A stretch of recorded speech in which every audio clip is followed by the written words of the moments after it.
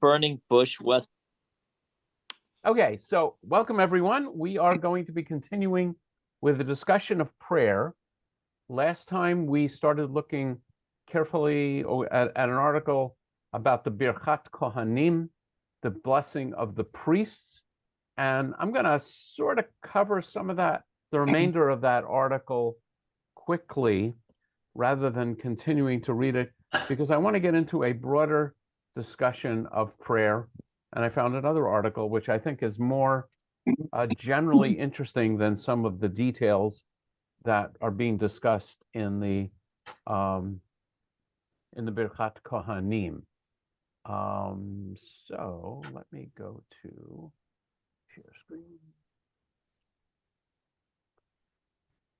Okay, so we are looking at this article, and we got to this stage about in the middle of the article, and the author is going to be emphasizing one of the interesting elements of this blessing and other places in the Torah, where placing words, particularly the priest, has this role of putting words. You know, we talk about benedictions. The word benediction literally means bene, good, diction, dicta, speech. So this article was talking about three different elements of the Torah. In the Soda ritual, the priest has a use of words which have power, testing whether a woman is guilty of adultery. The other one, which we've been talking about, is the priestly benediction, where he places a benediction on the people Israel. And then the text goes on to talk about amulets, of putting words on people. And I think you know that we have this thing called tefillin, sometimes translated as phylacteries, but I've never met anyone who understood the word phylactery in and of itself without knowing that it was tefillin. And basically, so I'll read this. In this light, the priestly putting of the benediction on the Israelites, whether by pronouncing it or embodying it in written form in an amulet placed on a body, is similar to the Deuteronomic injunction to bind the words of the Shema, La'ut, on one's hand as a sign, so that they will be as bands between the eyes, and to write them on the doorposts of your house and on one's gates. All of these priestly words are apotropaic, intended to effect divine protection, whether written or pronounced in blessings. Trying to think. Yeah, that's so that's sort of I think the key points of the article. And as I was looking at this last time, I came across another article which I think actually does a nice job of discussing prayers and blessings in general. So first, let me ask, because I'm never quite sure when I change pages, can you see the article of Judaism 101, Prayers and Blessings? Yes. Yes. So, and this is intermediate level, so that's, we're really cooking here. So I think we'll take our usual approach, and I'll ask folks to read first the tefillah prayer.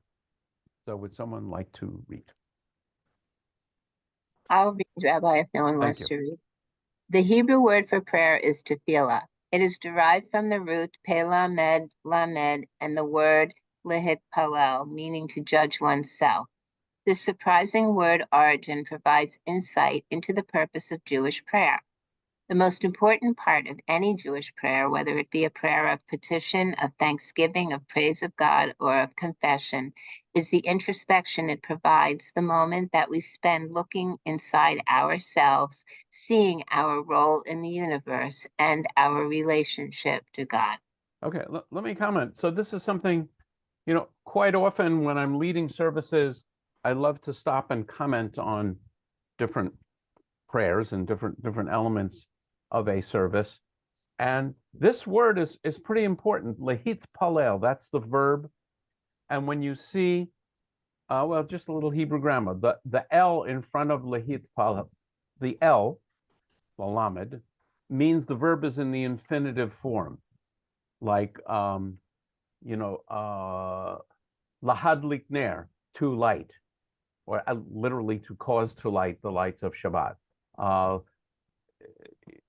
So that's, in terms of Hebrew grammar, that's a marker that a verb is in the infinitive. And in English, the marker of verb is in the infinitive is the English word to in front of the verb. So a verb about running is to run, to see, to eat, and so in Hebrew it has the lamed. But the hit, you see the hit there, hit palel. We have the word palel, which means literally to judge, but the hit on the palel makes it a reflexive verb, something that you bring back on yourself. So I love this idea in Judaism that prayer is about us judging ourselves rather than God needing our prayer. We need to, as I always say in these discussions about prayer, we need to be the kind of people that turn to God. It's more about our internal sense of, I guess, literally who's in charge and how we're judging our life. So I like the fact that they are pointing that out. Okay, and I found out a new thing in the next line. So, Joanne? The Yiddish word meaning pray is daven, which ultimately comes from the same Latin root as the English word divine and emphasizes the one to whom prayer is directed. Yep, never knew that. A Yiddish word about praying is davening, and apparently comes from the same root as divine. Okay. For an observant Jew, prayer is not simply something that happens in synagogue once a week or even 3 times a day. Prayer is an integral part of everyday life. In fact, one of the most important prayers in Judaism, the Birkat Hamazon, is never recited in synagogue. Okay, so just a little translation. The Birkat Hamazon is the prayer you say after eating a meal. And, typically you don't eat a meal as part of a synagogue service. So you would never say, and not even a wafer, Jim, as part of a synagogue service, or a little bit of, well, you do have some wine. I mean, afterwards you would actually have some wine and then challah, and then you might say, you might say, you would definitely say the blessing of a wine and a birkat. But actually in a traditional synagogue, you will not have wine and challah. In a traditional synagogue, the wine and the challah are part of your Sabbath meal, which is a home-based celebration rather than a synagogue-based service. Let's see. And the reference to 3 times a day, I hope most of you are aware that in traditional Judaism, there is an obligation to pray 3 times a day. Okay, let's continue. Observant Jews are constantly reminded of God's presence and of a relationship with God because we are continually praying to Him. Our first thought in the morning, even before we get out of bed, is a prayer thanking God for returning our souls to us.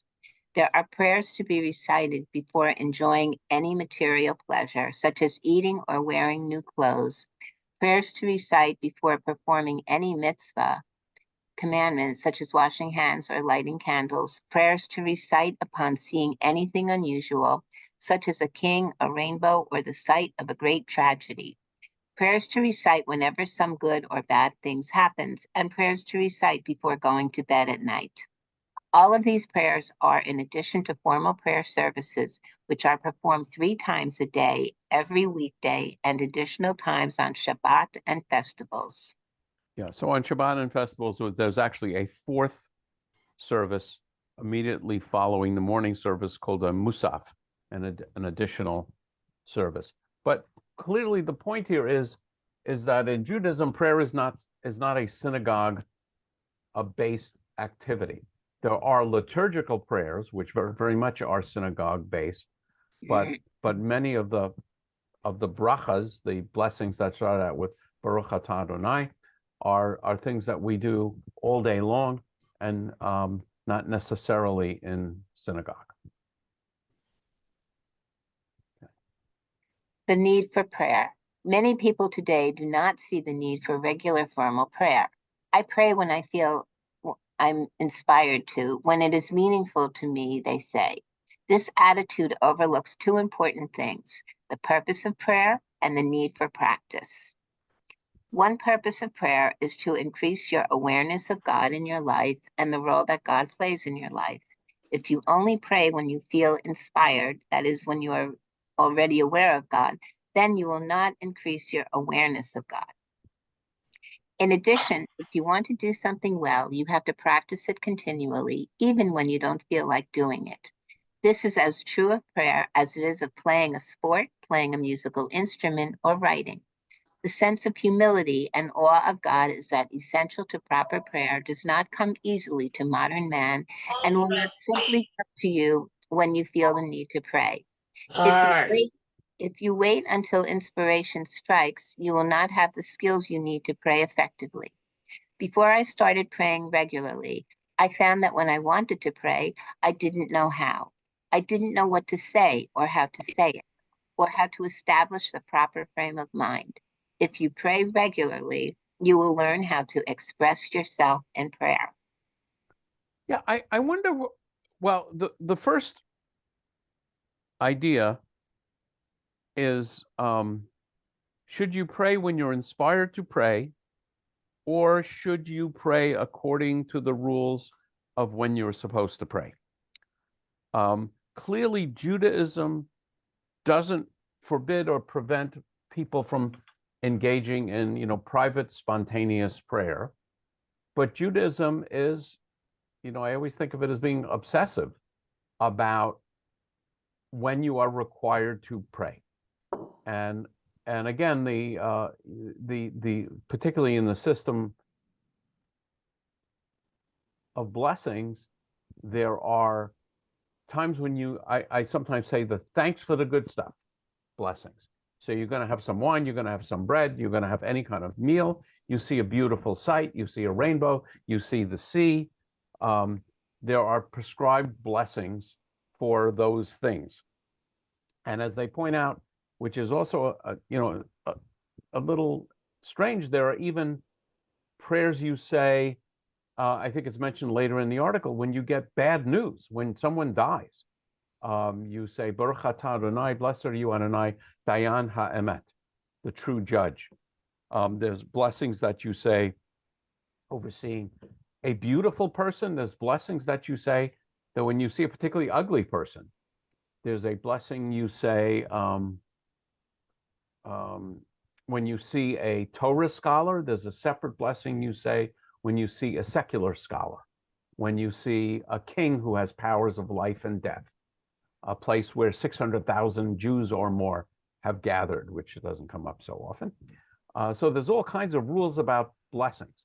And then for the most part, before you perform a mitzvah, a commanded act like lighting Shabbat candles or putting on a prayer shawl, there's a prescribed blessing to say. And then there's a prescribed blessing to say after you eat, the Birkat Hamazon. So I would say the mindset of Judaism is we want to be sure we are doing what God wants us to do. And the way Jews rely on being sure of that is we allow basically the rabbis to coin these blessings, because I don't think any of them are actually in the Bible. I think this is all Talmudic.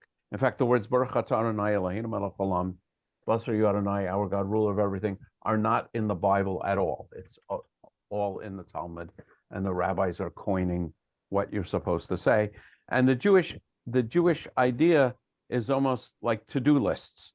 If you eat some food, you have to say the blessing before eating the food, and you have to say the right blessing, and then you're supposed to say a blessing after eating the food. And a blessing may come from the heart. I look at TV and so on, Christian blessings where someone will be invited to say a blessing before eating. And sometimes they're quite beautiful and moving, but it's not a fixed liturgical blessing. So in Judaism, we want to be sure we have done what God wants us to do, according to the rabbis. We can add as much as we want, but unless you recite the prescribed blessing, you can't be sure that you fulfilled your obligation to do that. So that is definitely a real attitude of blessing. I don't know if someone wanted to react to that, but that then the second paragraph, which talks about practicing. At first, I was kind of sort of poo-pooing it. It's not like playing the guitar. On the other hand, I know so many Jews, some of you on the screen, who want to get, transliteration of blessings, who want to be able to learn Hebrew because they want to be able to participate in a synagogue service or even morning blessings or evening blessings. And I guess, but, I guess a more authentic way. I don't know if any of you want to comment on that feeling. Yeah. Go ahead, Cindy. So that's so very true for me, being newish. I've been participating in services and kind of going on faith, what the prayers meant, and enjoying prayers as kind of a blank slate for my spiritual connection to God. But each word is such a gift. And now that I'm exploring each word by word in the prayers, it's like opening up a new gift with each word. And then when I see it during the service, it surprises and delights me. So it's all kinds of wonderful. Interesting. Jerry? I feel very connected to what Cindy has shared, because even 45 years ago, when I decided to learn Hebrew, I was presented first with like 7 books about Judaism, and then I had my old world experience in my family for Judaism, not the historical or the scholarly writings. So I got that, and then I was desiring to learn Hebrew, not the transliteration, but to learn Hebrew, so that when my kids needed to learn, I could help. And I literally got one of the kid books to learn the alphabet and then the words, and that connection to what that word is, and hearing it chanted all my life. It was such an aha moment. It was very spiritual. Yeah, in my own case, as I think I've mentioned, I have the experience of what many people called adults onset Judaism, in that I really wasn't terribly interested in Judaism until my mid-30s, and my kids started going to Hebrew school, and I remember my daughters teaching me the prayers because they had to learn them for their bat mitzvah, and so I would kind of study with them, and that was really just learning to say them more than what they really meant. And then, of course, as I've gotten in deeper and deeper, but it is interesting. And I was also thinking about last summer, I attended with my wife a wedding of one of her cousins, actually her cousin's daughter, in Israel, and they're a Sephardic family, and Sephardic services are pretty traditional. So I went to a Friday night service with some of the family members, and there were a lot of people there. I would say over 200 people, which, from my experience, is a big crowd on Friday night. And of course, the services were essentially all in Hebrew, and they were very traditional. And because I've studied the liturgy, I knew some of the stuff, and even some of the Aramaic. And I was chatting with Sonia's cousin afterwards, and I said, and I started pointing out to him, because some of the stuff in Aramaic actually is pretty bizarre. I mean, there's really some bizarre stuff in a traditional service. There's a little bit bizarre stuff in a Reform service, but in a traditional service, there's really bizarre material. So I was just pointing out some of this to him. And of course, it's in Aramaic, It was clear to me that he didn't understand the Aramaic, so I was translating. And then I asked him, of these 200, 250 people, how many do you think really understand? I'm going to mute.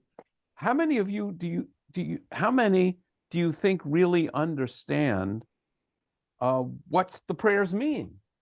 And he thought about it and he said, probably none.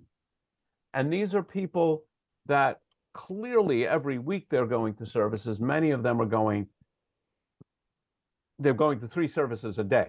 So when you go to 3 services a day in a traditional community, you go to morning services, and then around sunset, just before sunset, they will have afternoon services, and then just after sunset, they will have evening services.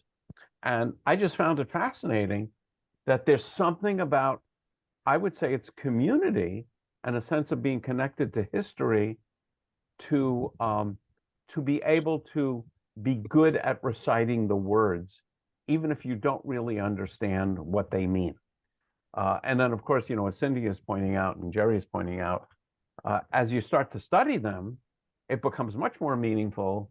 And for me, it's particularly interesting when some of the prayers are really tough to swallow.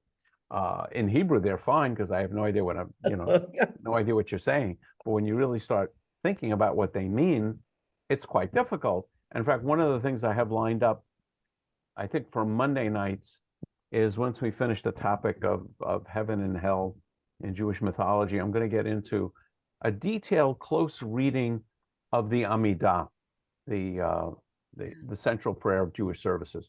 And we'll look at the Hebrew, we'll look at the English, we'll dig into some of the history, because it is the central prayer of Judaism, and there's a lot going on there. But yeah, so if anybody else has a comment on this aspect. So there is a word called kavanah, the mindset for prayer. When you say the same prayers day after day, you might expect that the prayers would become routine and would begin to lose meaning. While this may be true for some people, this is not the intention of Jewish prayer. As I said at the beginning of this discussion, the most important part of prayer is the introspection it provides. Accordingly, the proper frame of mind is vital to prayer. The mindset for prayer is referred to as kavanah, which is generally translated as concentration or intent. The minimum level of kavanah is an awareness that one is speaking to God and an intention to fulfill the obligation to pray. If you do not have minimal level of kavanah, then you are not praying. You are merely reading. In addition, it is preferred that you have a mind free from other thoughts, that you know and understand what you are praying about, and that you think about the meaning of the prayer. Liturgical melodies are often used as an aid to forming the proper mindset. Many prayers and prayer services have traditional melodies associated with them. These can increase your focus on what you are doing and block out extraneous thoughts. I also find it useful to move while praying.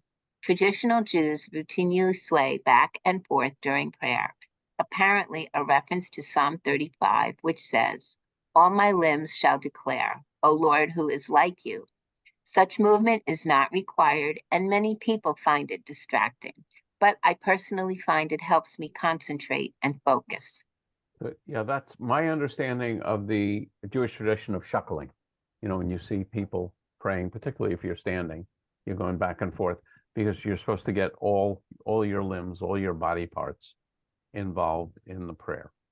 And one of the problems is the rabbis never took out any prayers. Over the centuries, they just kept adding more and more. So if any of you have been to a traditional service on Shabbat or on a weekday, there's a lot that they have to get done, so they will go a mile a minute. And it's hard to believe that they are doing anything than reciting the prayers by rote. But as they mentioned here, to really have kavanah, you should be doing that. Erwin, I don't know if you have something to say, but there's background noise, so I'm going to mute you.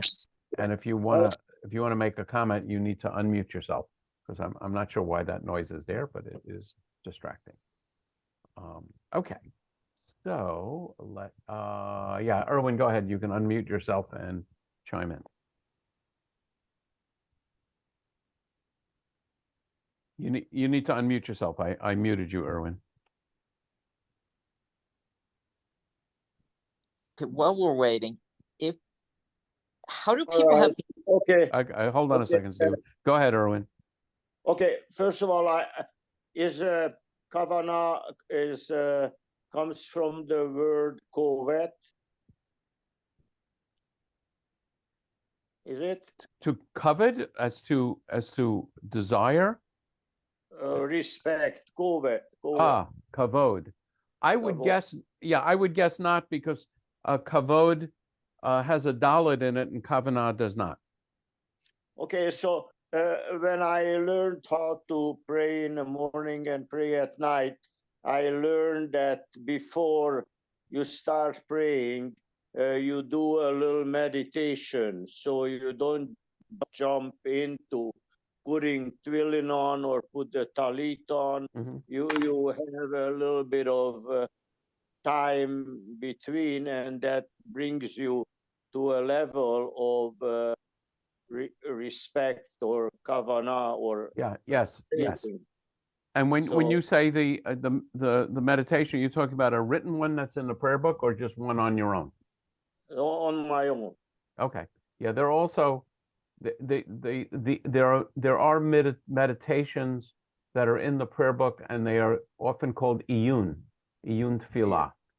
It's like a little poem or a little reading that I'm putting on this. I felt that if I do that, it's not the same if I do my own words, and Okay. Mhm. it's easier. How are you Thank doing? you. Okay. Jay, I'm gonna mute Jerry. Go ahead. Jay, you're muted.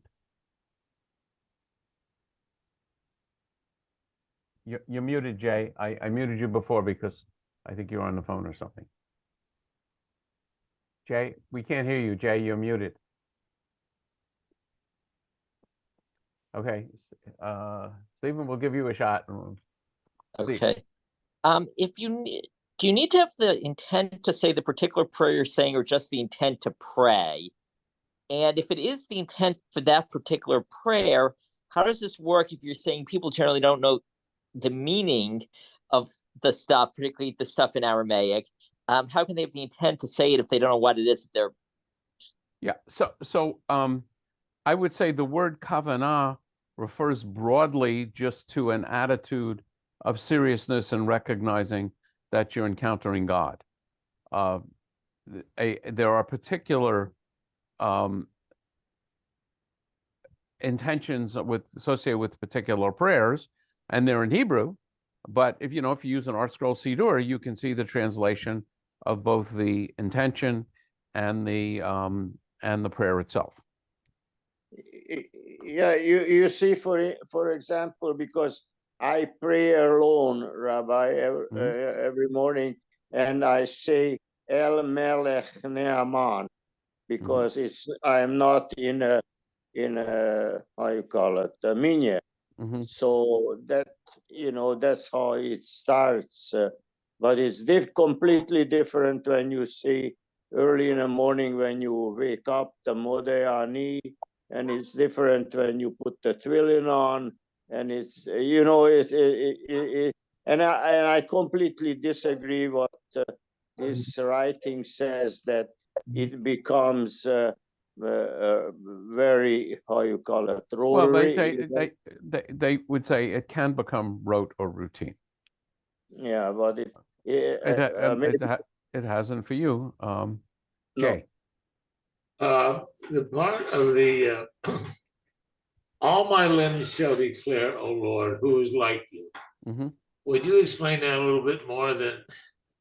It's I mean, I take a look at Psalm 135, Psalm 35, but basically, it's the psalmist is saying, "Michamocha Adonai," who is like you, God, and the phrase says, "All my limbs shall declare this."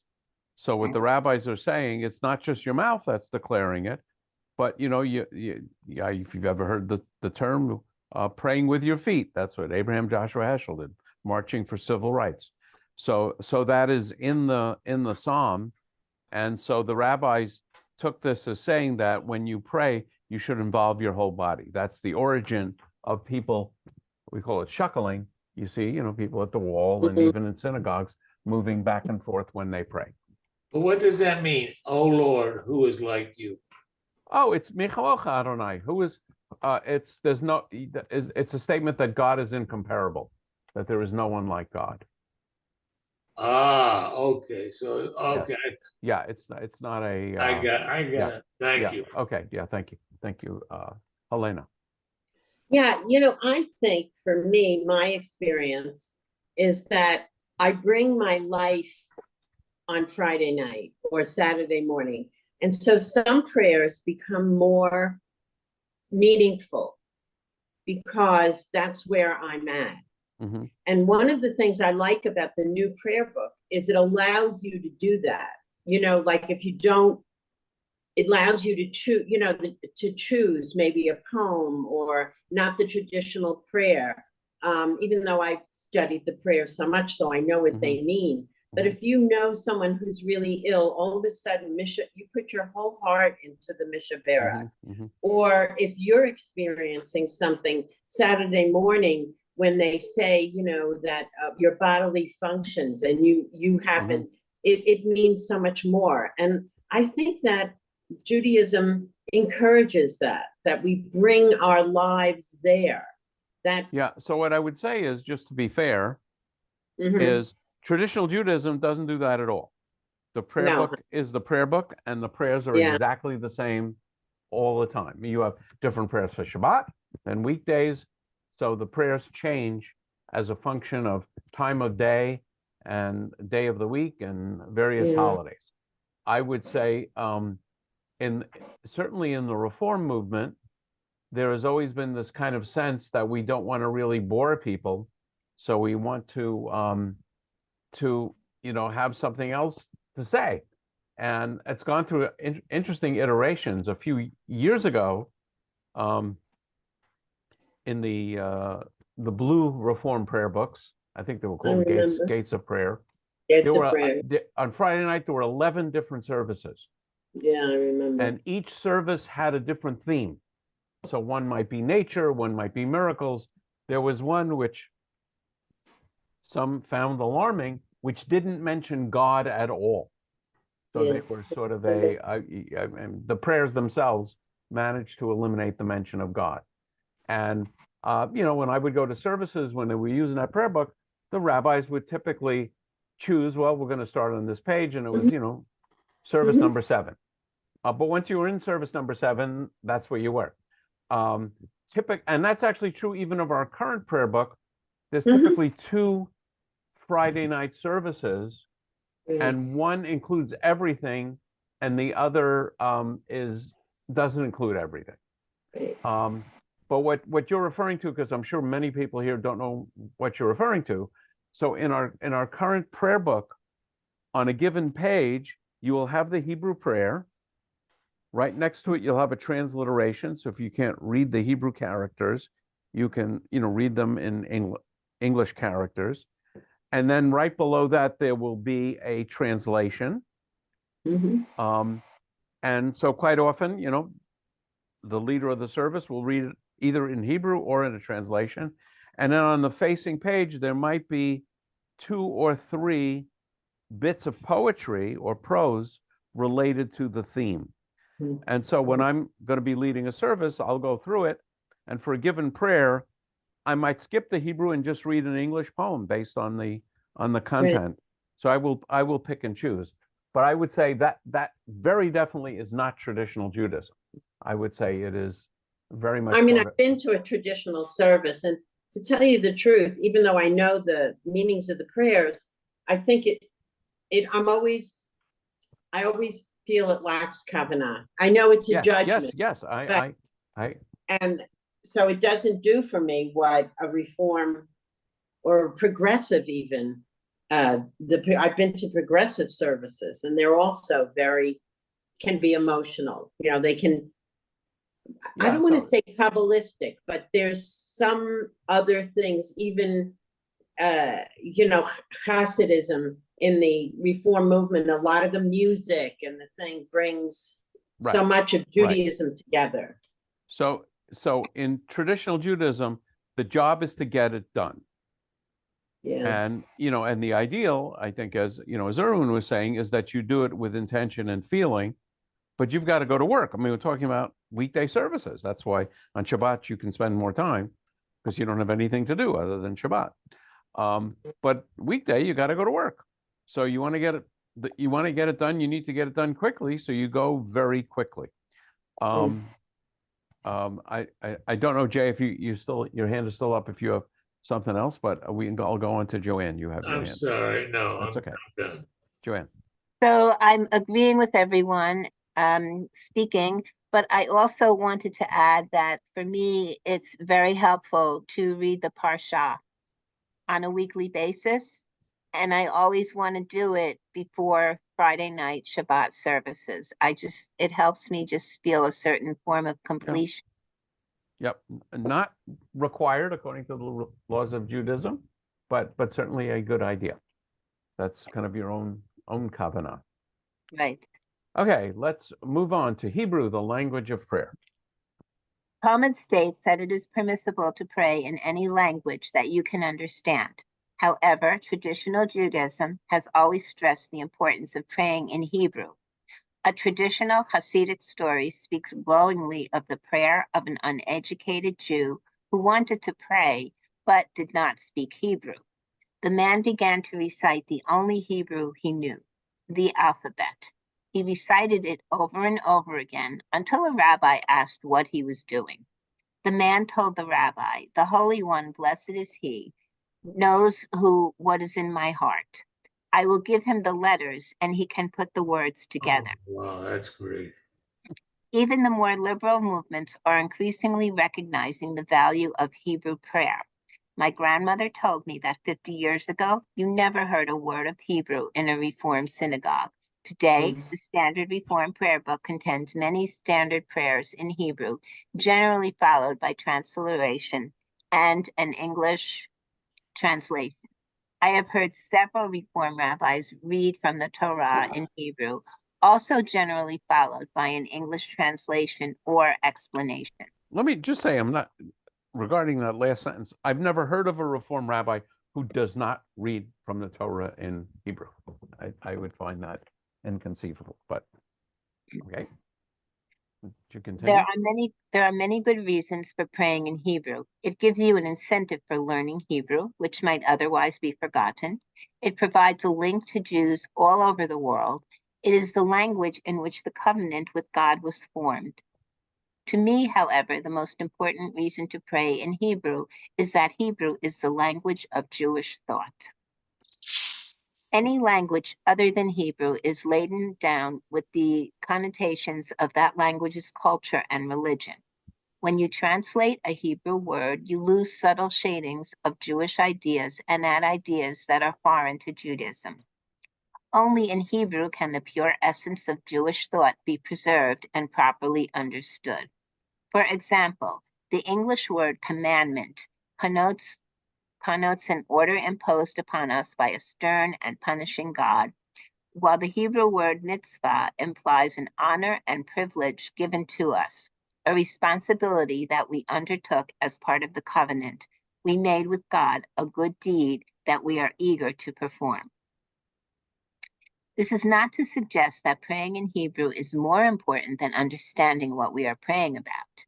If you are in synagogue and you don't know Hebrew well enough, you can listen to the Hebrew while looking at the translation.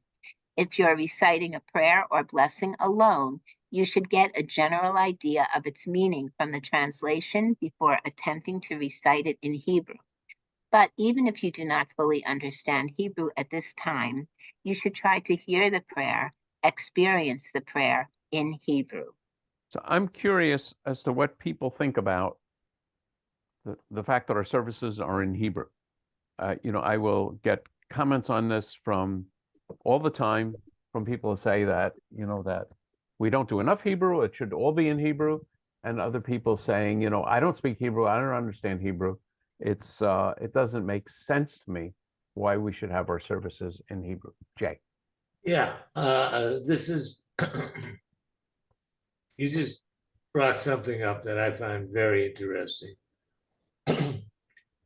As long as you've been a rabbi and the Torah is always read in Hebrew, correct?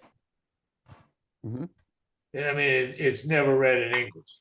Yeah, sometimes I will read a line and then translate it. No, not a line. Yes, Read the whole thing. I mean, yes, to be very specific. You read, yes, we have a Torah yes. reading. Yes. Have you ever followed that up with a lecture in English of what the parsha was for the week? Of course. You have? Yes. Because I don't recall that. Oh, it's quite common that the rabbi's sermon will be to discuss the Torah portion and how it applies to something going on in the world. I mean, that's kind of standard being a rabbi 101. You have the Torah portion of the week, which has a lot of ideas in it. So let me be very specific. In a traditional synagogue on Saturday morning, not Friday night, on Saturday morning, a knowledgeable person will read the entire Torah portion for that week, Right. which is a lot of material. It'll take about 20 minutes or so Yes. to chant the Torah portion. Right. I would say certainly in the Reform synagogues, in my experience, I have never done that. I've never read the entire Torah portion. I read the tradition is, on Saturdays you have 7 aliyot, 7 times people are called to the Torah. The minimum number of verses for an aliyah is 3 verses, so 21 verses. So I will read 21 verses on a Saturday, and on a weekday it's 3 aliyahs. And anyway, but it is the place I always start when I'm going to a synagogue, or I have my own synagogue and I have to write a sermon. The place I always start, unless something major has happened, 9/11 or something, I'll always start with the Torah portion and try and make my comments related to the Torah portion. Now, it won't always be an explanation as to what's going on in that particular Torah portion, but I would say most sermons will have some connection to the Torah portion.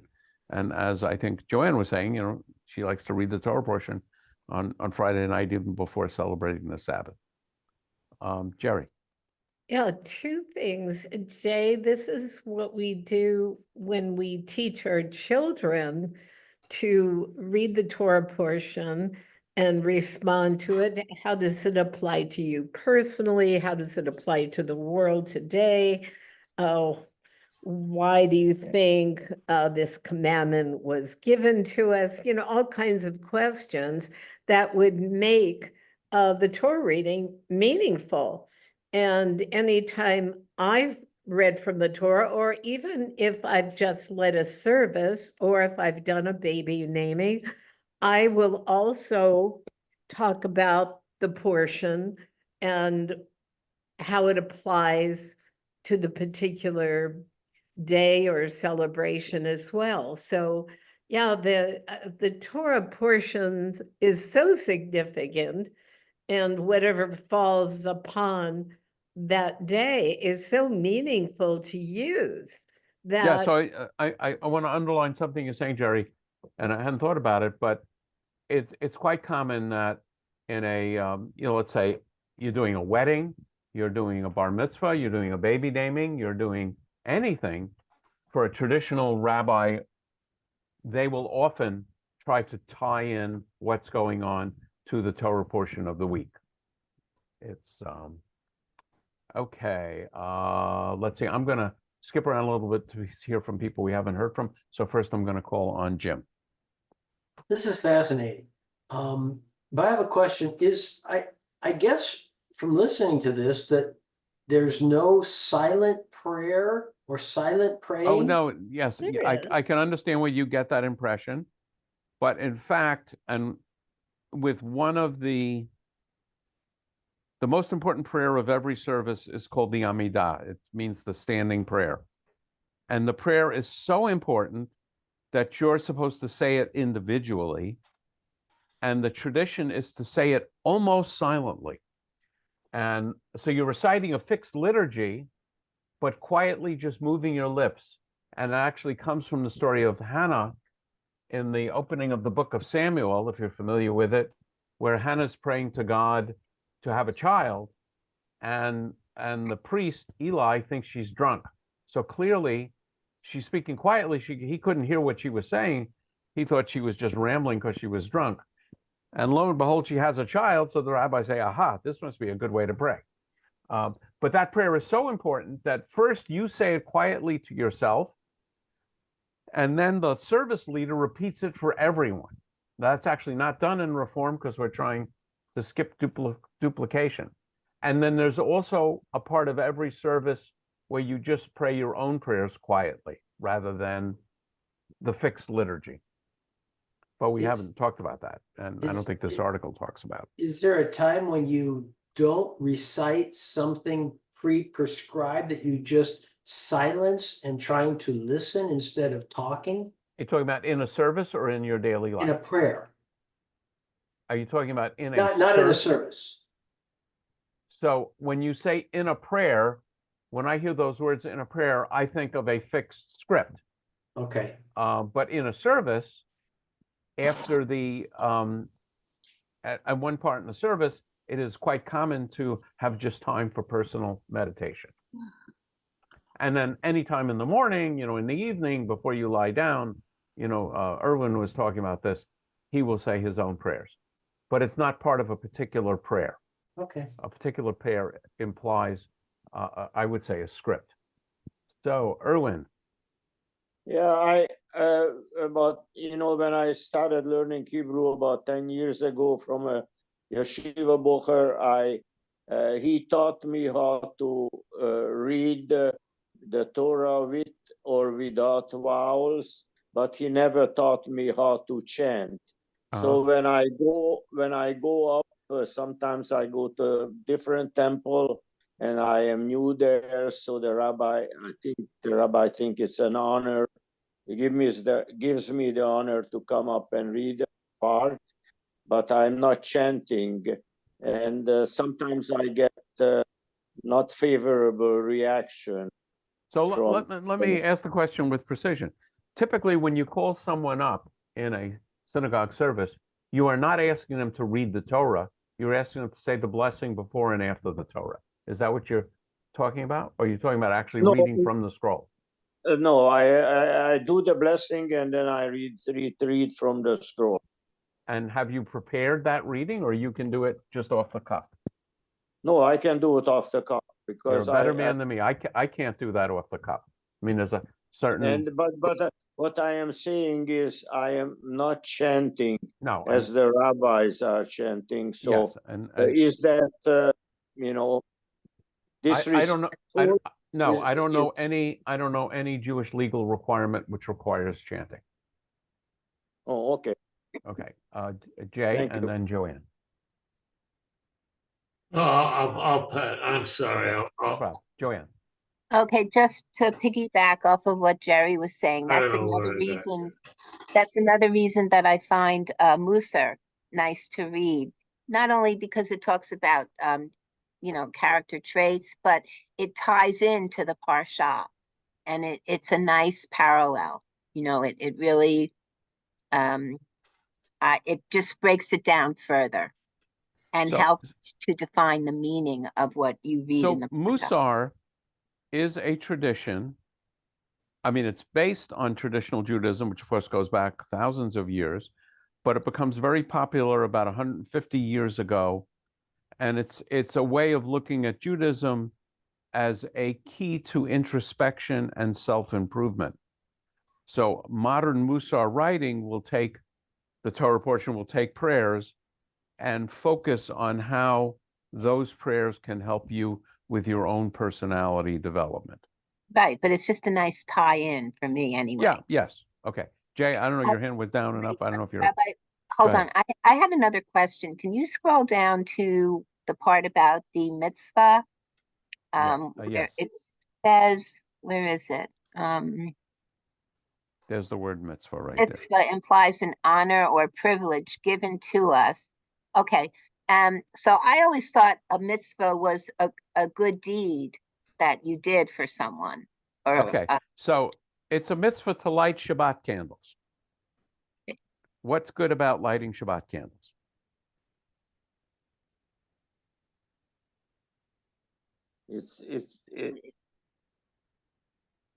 Let me say, you said a good deed that you do for someone. In lighting Shabbat candles. or for a good deed that you do. It doesn't necessarily have to be for someone. Okay. I mean, okay, so lighting the candles. It helps candle makers. So what I would say is there are mitzvah. A mitzvah means commandment. Right. It doesn't mean a good deed. I would That's say what in I Yiddish, wanted to. I would say in Yiddish it connotates a good deed. It connotes a good deed. That's what I wanted to ask you, because I remembered you saying that mitzvah means a commandment. Yes. So the and there are, you know, I often say there are ritual commandments and there are ethical commandments. So ritual commandments would be, you know, blessing before lighting Shabbat candles, putting on tzitzit, putting on tefillin for, you know, in the morning, all kinds of things which are strictly ritual.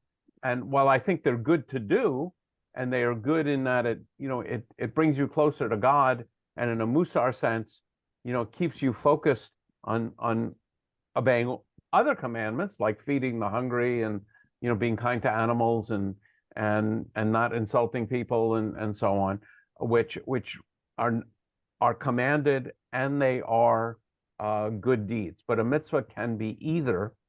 And I think this part of the of this paragraph, you know, sort of implies the English word commandment maybe sounds harsh by a stern and punishing God.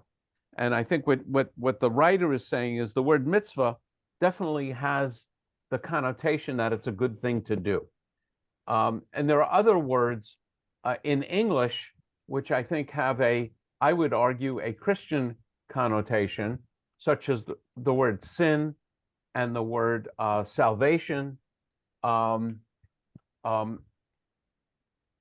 English have a connotation that really is more Christian. There are valid Hebrew words for those things, Aveirah and Geulah, and you know, the Jewish understanding of them is different than how they might be translated.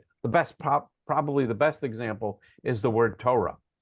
Torah, you know, the Hebrew word Torah. Torah can mean a scroll that we keep in the ark.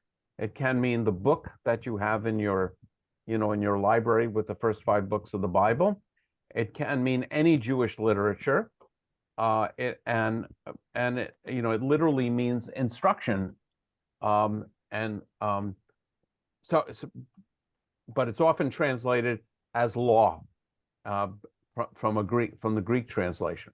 So I actually have a book on my shelf which is called I have a book, which talks about different topics and how they're understood in Judaism and how they're understood in Christianity. So that is a reason to learn Hebrew, is to get a better sense of what these things mean from a Jewish perspective. The other thing is just an experience that I once had, which made a big impression on me. I was once on the rabbi on board for Passover service, and we had a great turnout. In fact, normally they did this in this little room which could hold 30 or 40 people, and we publicized it, and we actually had it in the main dining room, and we had, I think easily over 100 people, maybe 125, 150 people. And I was sitting at a table. In addition to leading the service, we arranged it so sitting at my table were other Christian ministers, because there were, Christians that were on board, and they were really interested in this, and they came. And the fact that everybody knew certain songs in Hebrew, like Dayenu, and the children we had come to, chant the 4 questions, Manishtana. The Christian clergy thought that all Jews know and understand Hebrew, which unfortunately I had to disavow them. But it is a common language of prayer. So here you had people from many different countries speaking many different languages, but we all could pray together. And certainly when I go anywhere around the world and attend a Jewish service, I have no problem, because I know the liturgy, I have no problem understanding the service and can participate in the service. Let's see, maybe it's 8 o'clock. See how much more. Yeah, there's a lot to go. Which I suppose would have been true of Catholic service when it was all in Latin. Yes, it's something. Yes. And actually, and I have conversation with some of my Catholic friends about that very issue, which is, how do you feel about having the liturgy, in the vernacular? And I've been to services, I've been to Greek Orthodox services where the service is in Greek. And I have to confess, I like to hear a service in a different language. To me, there's something that just seems holier. I mean, it's kavanah, when I don't understand what they're saying, rather than, just hearing English. If you go to a Protestant service, essentially everything is in English. And nowadays, in a Catholic service, I think just about everything is in English. It seems more authentic. I'm sorry? Yeah. But I think that's because I'm raised thinking that because of Judaism, and I'm sure the church decided that it was more important that people understand what they were saying rather than preserving, the Latin of the service. Part of it and this applies even with non-religious stuff like opera, may be that if you can't understand the meaning of the words, then you can focus on the music, on the melody itself. Whereas if you understand the words, you're distracted by thinking about that, thinking about the meaning. Read the libretto. Yeah. So anyway, I've mentioned this a bunch of times. My friend and teacher, Larry Kushner, used to say he envies people who don't understand Hebrew, because when they attend service, they can do exactly what you're saying, Stephen. They can just get lost in the music and the feeling. Whereas if you really understand what the Hebrew is, then you're thinking about and struggling with the parts of the prayer that you really can't accept. But I do think that there's an element there. Jay. Yeah, Rabbi, this is very interesting because of what you're saying. There is nothing like, to me, there is nothing like a Hebrew blessing that I'm familiar with. But I have no idea what the English is.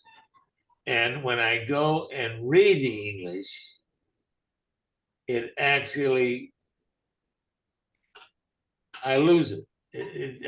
So I wouldn't go quite that far. When I lead a service, there might be a blessing for the morning or a blessing for the evening, and I will sometimes read it in translation, or sometimes I'll do, as Joanne was suggesting, I'll read the poetry that's on the same theme as the blessing.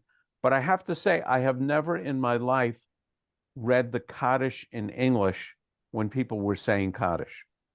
Yit Gadal v'Yit Gadash, and so on. And I comment on the English meaning of it at every funeral, but there's something about exactly what you're saying that it would not sound authentic to my ears, and I suspect the people who were there to hear that in English. Virtually every other prayer I will from time to time do in English. I don't think I ever would skip the Hebrew of the Shema, but I might read the V'ahavta in English. So, but there are some prayers that are just so central, and I think many people know them in Hebrew. How about the way they chant Baruch Hu? They chant what? Yeah, the Baruch Hu. Yes. I mean, So, if yeah. So English, I probably wouldn't skip the Hebrew on that. thank you. and I might or might not read a translation. Typically, I try not to, in the interest of time, if I'm reading it in Hebrew, I will generally not read the translation. Thank you. But different rabbis have different approaches to that. Yeah. Okay, any other thoughts? I think we'll just continue this. We will not meet. I will send this out in the note tonight. I am traveling next week. So we will not have a Monday class or a Wednesday class next week. So I wish you a good evening. Happy 4th of July. And See you Saturday. okay, I may or may not be there Saturday. I hope you. Stay- Have a safe